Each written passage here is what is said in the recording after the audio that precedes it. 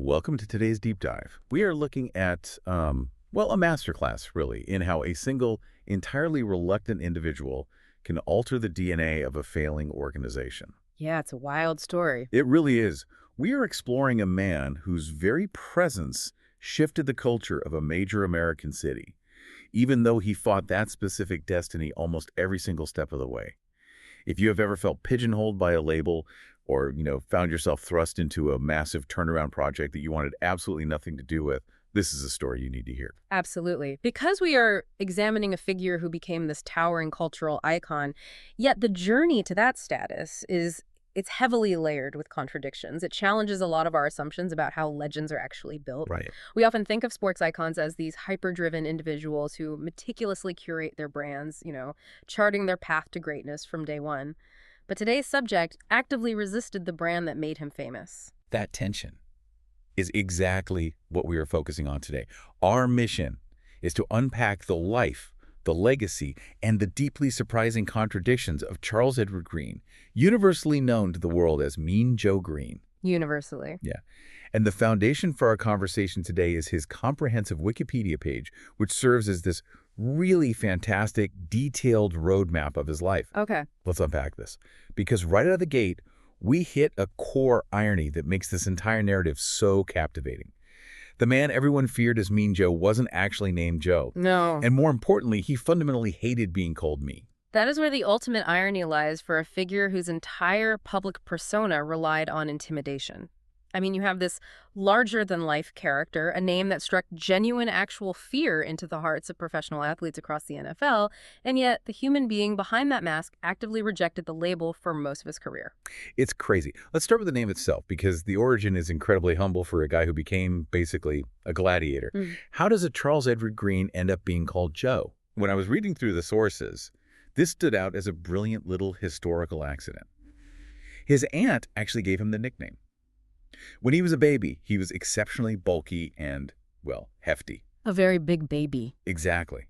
His aunt looked at this massive infant and thought he resembled the reigning heavyweight boxing champion of the world at the time, the legendary Joe Louis. So she just started calling him Joe, and that was that. It stuck. You rarely see that kind of organic origin for a sports moniker today. It wasn't a PR invention formulated in some boardroom. It was just a family member marveling at her nephew. Yeah. But the evolution of the mean part of the nickname is where the historical record gets a bit murky and where his personal friction with his own fame really begins. That friction starts during his college years, playing for North Texas State University, which we now know as the University of North Texas. The context of the era is crucial here to understanding the confusion. When Greene first arrived on campus, the school's sports teams were called the Eagles. Right, the North Texas Eagles. But in 1966, which was his first year on the varsity squad, the team adopted the moniker Mean Greene. The timing of that shift creates a fascinating overlap. Because he was already emerging as this incredibly dominant force on the defensive side of the ball, and his actual last name was Greene with an E at the end, the lines between the university's new identity and his personal identity began to blur in the minds of the public. The sources present two competing theories for how that blur became permanent, both stemming from a 1966 game against UTEP. Okay. The first theory centers on Sydney Sue Graham. She was the wife of the North Texas Sports Information Director. Greene apparently makes this massive bone-crushing tackle, and she spontaneously blurts out from the stands, "That's the way, Mean Greene." This is a natural reaction. Yeah, just a visceral reaction to a huge defensive play. But the second theory, which is equally compelling, comes straight from the student section. Two North Texas basketball players, Willie Davis and Ira Daniels, were in the crowd and felt the energy was a bit flat. So they started an impromptu hype chant. They started singing, "Mean Greene, you look so good to me." And according to Davis, the rest of the crowd joined in, and it quickly became a staple at every home game. The chant was originally intended for the defense as a whole, but because Joe's last name was Greene, the public retroactively attached the origin strictly to him. What's fascinating here is how the nickname stuck to him like glue for the rest of his life, despite his vocal protests. He hated it. He really did. He was fiercely competitive, but he explicitly stated he wanted to be remembered as a good player, not a mean one. He wanted his legacy to be about technique, contributing to championship teams, and setting a standard of excellence, not just being a bully. It is a massive disconnect. He literally told reporters he didn't want the name, But the media and the fans devoured the persona, so the universe had other plans. And that tension between who he was and who the fans wanted him to be really came to a head when he went pro. Oh, definitely. And the irony is, the team that drafted him in 1969 was just as miserable about the pairing as he was. To fully grasp the weight of the 1969 NFL draft, we have to look at the state of the Pittsburgh Steelers at that time. They were not the gold standard franchise we think of today. Not at all. They were historically downtrodden.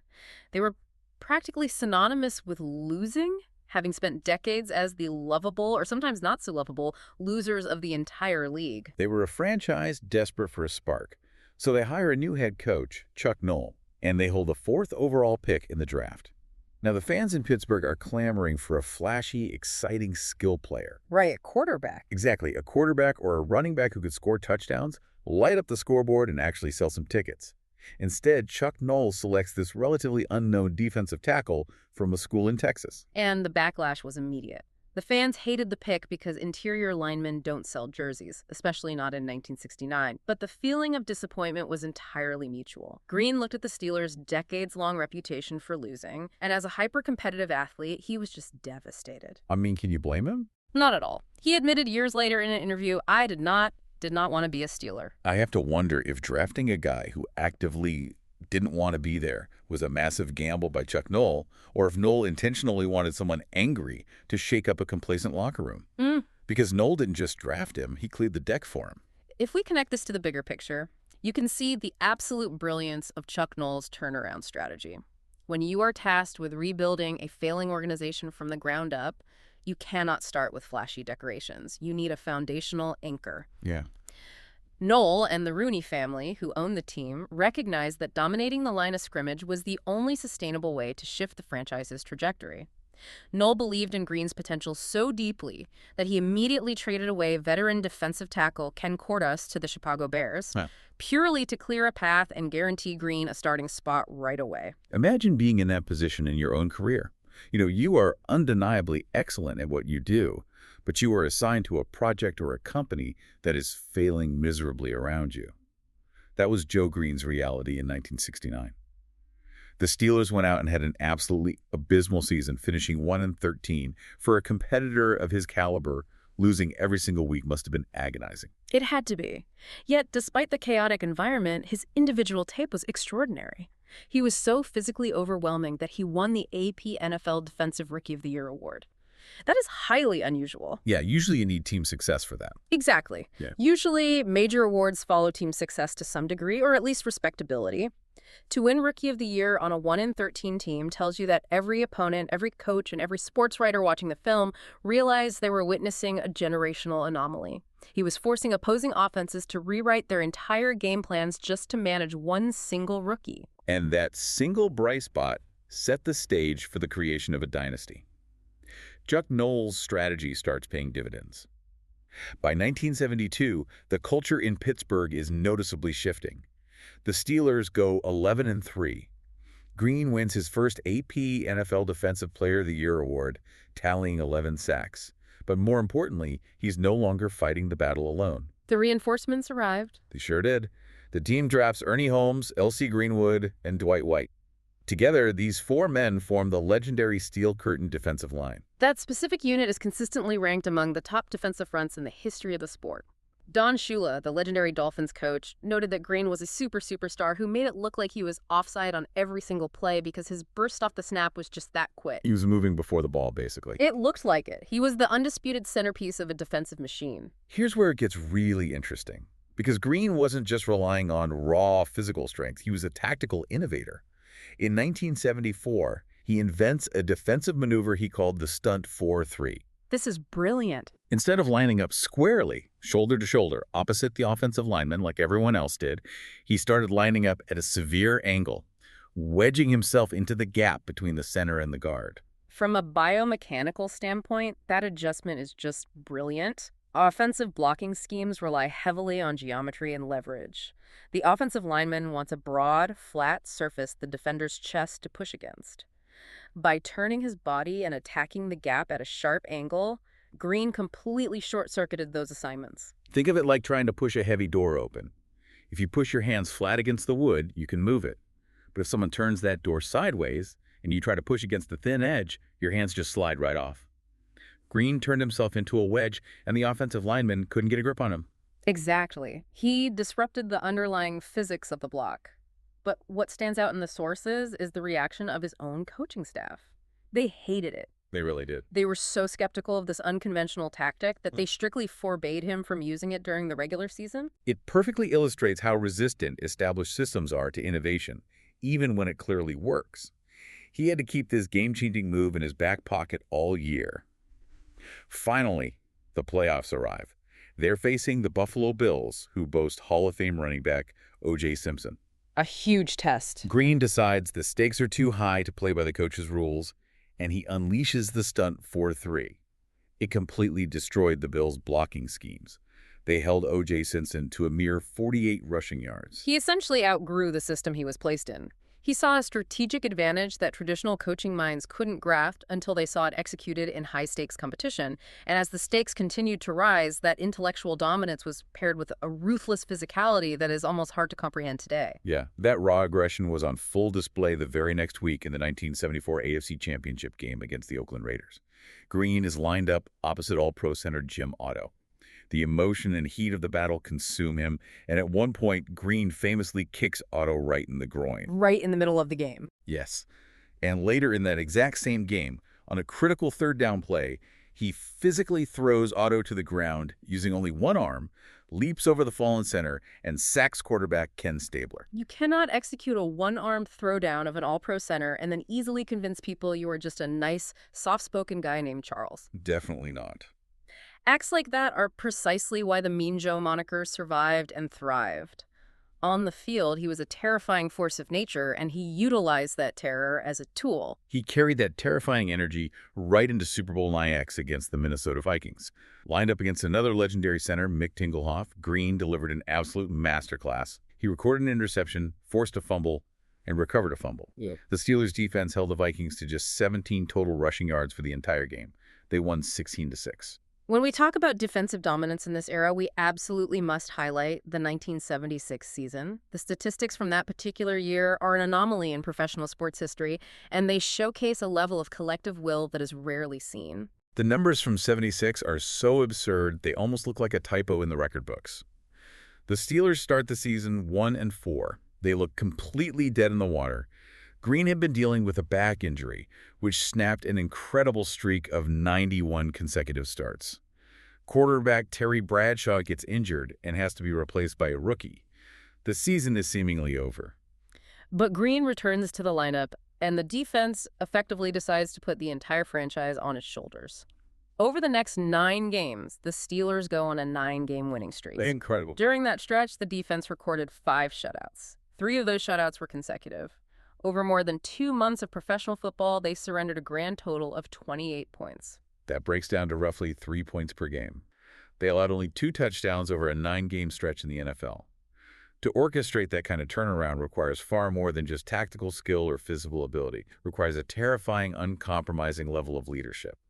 And the sources provide some incredible anecdotes about how Greene wielded his influence within the locker room to maintain that standard. The story from Joe Gordon, a member of the Steelers front office, perfectly encapsulates this. Gordon recalled a freezing cold, miserable practice day. A teammate is in the locker room, loudly complaining as he's yanking off his equipment, dragging the morale of the room down. Greene doesn't yell, he doesn't throw anything, he doesn't say a single word. Just silence. Exactly.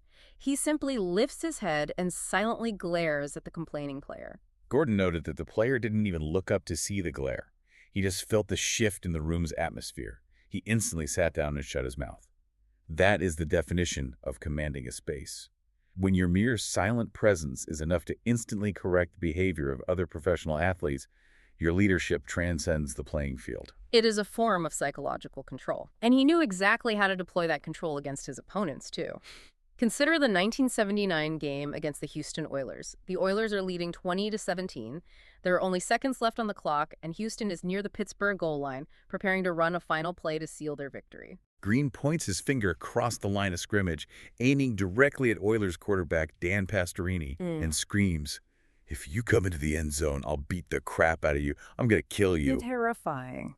Pastorini assesses the situation, takes the snap, and immediately takes a knee to end the game. Greene laughed about it later, admitting he knew Pastorini probably wasn't going to run it in any way, but he wanted to make absolutely certain. It is brilliant psychological warfare. But we have to balance that image of the screaming, glaring giant with the reality of his role as a mentor. Lynn Swann, the Hall of Fame wide receiver for the Steelers, considered Greene his absolute mentor. Swann observed that Greene pushed everyone to give 100%, and if you fell short of that mark, he held you accountable. He wasn't just terrorizing people for the sake of it, he was elevating everyone around him to his own standard of excellence. Which perfectly sets up the massive cultural pivot that occurred in late 1979.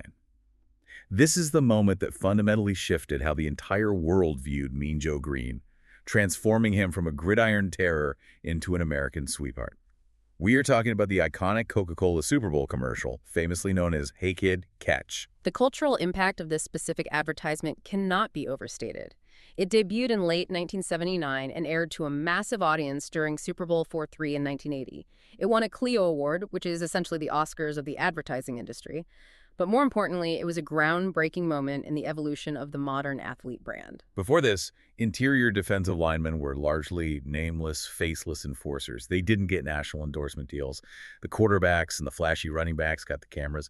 But here you have a guy famous for kicking people in the groin, limping down a stadium tunnel looking exhausted and mean. A starry-eyed kid offers him a Coke. Greene drinks it, his entire demeanor softens, and he tosses the kid his game jersey with a warm smile. It was a masterclass in subverting expectations. It utilized the stark contrast between his terrifying reputation and the gentle, soft-hearted reality of Charles Greene. It completely humanized him to an audience that didn't watch football every Sunday. It allowed the broader public to see the man his friends and family already knew, rather than just the Mean Joe character the NFL required him to play. The commercial was such a sensation that Hollywood came calling. He started securing acting roles and cameos. My favorite detail from the sources is his appearance in the movie Smokey and the Bandit 2. Oh, that scene is legendary. Carrie Bradshaw is also in the movie, and he orders Greene to tackle that car because Sheriff Buford T. Justice, played by Jackie Gleason, is chasing Burt Reynolds. So Greene literally tackles the moving patrol car and completely flips it over. It perfectly leaned into the mythos of his superhuman strength while keeping the tone entirely lighthearted and entertaining. He was capitalizing on his fame while simultaneously softening his edges. But even while becoming a pop culture icon, he was still cementing his football legacy. After winning his fourth Super Bowl ring in 1979, Greene coined a phrase that has become a permanent part of sports lexicon: one for the thumb. Right, because he wanted that fifth ring to complete the hand. Exactly. He didn't achieve it as a player, ultimately retiring after the 1981 season.